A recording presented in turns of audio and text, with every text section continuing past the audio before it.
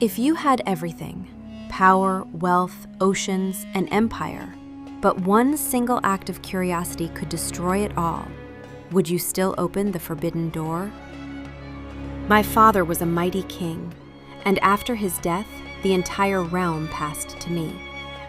My city stood by the sea, one of the most beautiful in the world. I commanded 50 warships, always ready for battle, and many vessels of trade and pleasure that filled my coffers with wealth. Yet I could not remain still. A restlessness grew within me.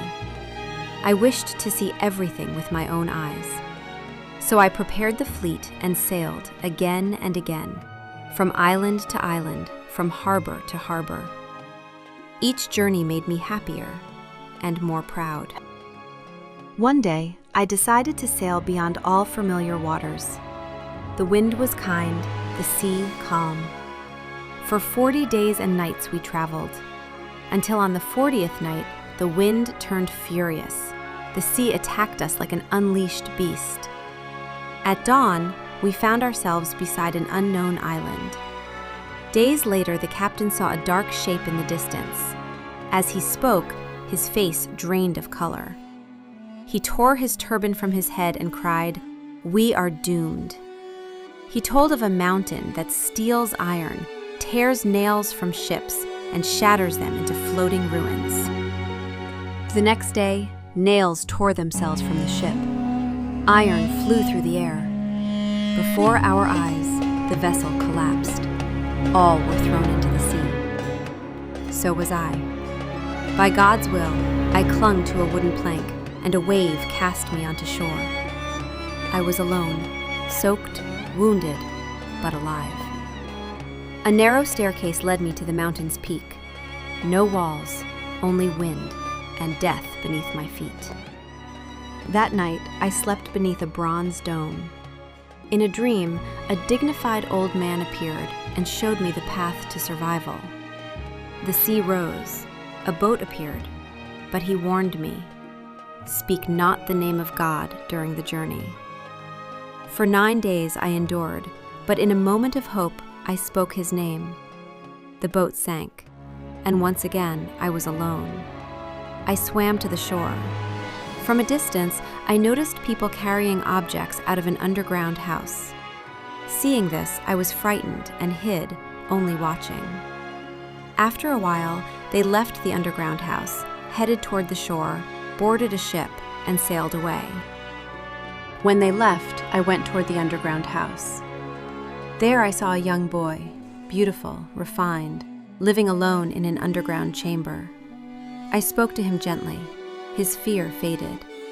We ate together at night, talked for hours, and a deep bond formed between us.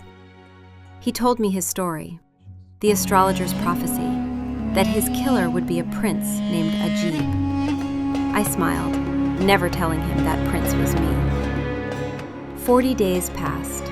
On the final day, he asked to bathe and dress in clean clothes. I wanted to bring him a melon to eat. I hurried, I slipped, and the knife found its way into his heart. Thus, without intending harm, the prophecy came true. Not through cruelty, but through haste, pride, and ignorance. And this was only the beginning of my ruin. For what followed next, the palace, the temptation, and the golden door, would cost me my eye forever. After that tragedy, my heart could not remain. The boy's father might arrive at any moment, and I, though unintentionally, was a killer. So I fled, aimless, with a shattered heart and a bleeding conscience. For months I wandered the islands, until one day the sea withdrew and land stretched wide. In the distance, something glowed like fire. I hoped, perhaps, another human soul. But as I drew near, I saw a palace made entirely of red copper, reflecting the sun like living flames. Before the palace stood 10 young men and a dignified old man. Strangely, each of the 10 had lost his right eye. They welcomed me kindly, but demanded one thing, that I ask no questions.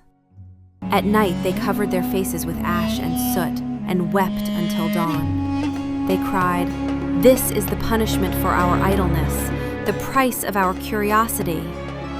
I could not endure it, I asked, and that question opened another door of fate. They said, "If you want the truth, you must accept the risk." They sewed me inside a ram's skin, and a giant bird carried me into the sky. I was dropped upon a mountain peak from which I saw a palace beyond imagination. 39 doors, and one made of gold. I entered and saw 40 women, not merely beautiful, but kind, wise, and filled with love. They called me their lord. They washed my feet, tended my wounds, and at night with music and dance healed my soul. Each night one of them lay beside me, and I, after so much death and guilt, lived again. I loved, I laughed, I forgot. After 1 year, they came to me in tears. "We must leave for 40 days, they said, "and then we shall return." They gave me all the keys but warned me, "Open any door you wish, except the golden one. If you open it, we will never return, and happiness will be lost forever." I swore, I promised, and they departed. I opened 39 doors, gardens, treasures, paradise. But the golden door called to me. I opened it. A black horse stood there, its wings hidden. I mounted it. It carried me into the sky, then cast me down. As I fell, its tail struck my right eye and took it from me. Only then did I understand. I had become one of the 10 men. Now, I am neither prince, nor lover, nor happy man.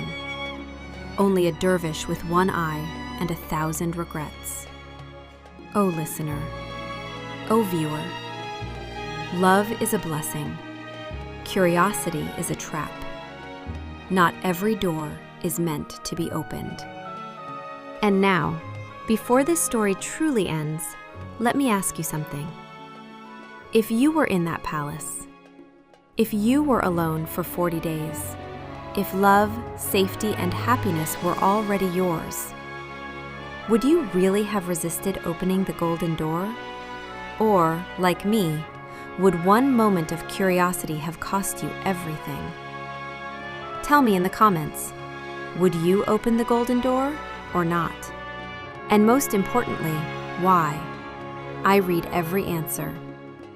If this story made you pause, if it felt less like a tale and more like a mirror, like this video, subscribe to the channel, and share it with someone who needs to hear this warning. Because the stories of 1001 Nights are not just meant to be told, they are meant to be remembered.